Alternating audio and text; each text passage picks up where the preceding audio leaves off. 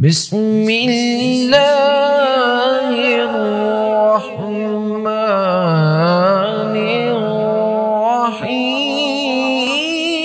الرحيم يسألونك عن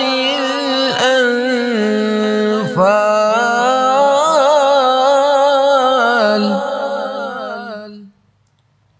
قل الأنفال لله والرسول فاتقوا الله وأصلحوا ذات بينكم وأطيعوا الله ورسوله إن كنتم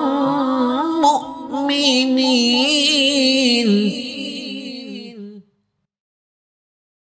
إنما المؤمنون الذين إذا ذكر الله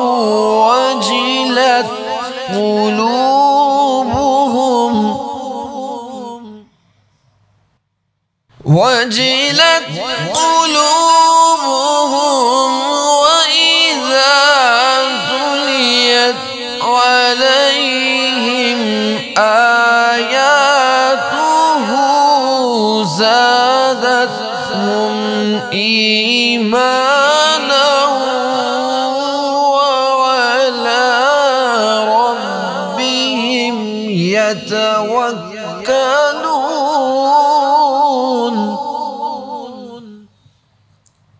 الذين يقيمون الصلاة ومما رزقناهم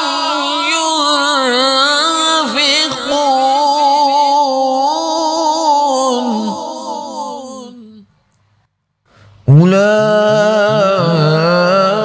أولئك هم المؤمنون حقا لهم درجات عند ربهم ومغفرة ورزق كريم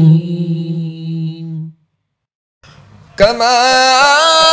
أخرجك ربك من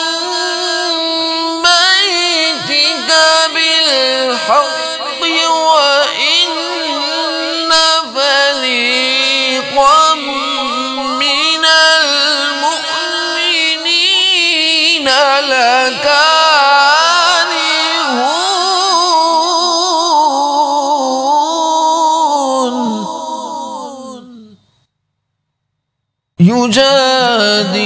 يجادلونك في الحق بعدما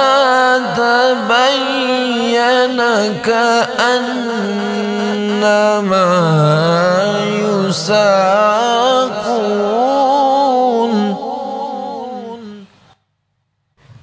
كأنما يساقون إلى الموت وهم ينظرون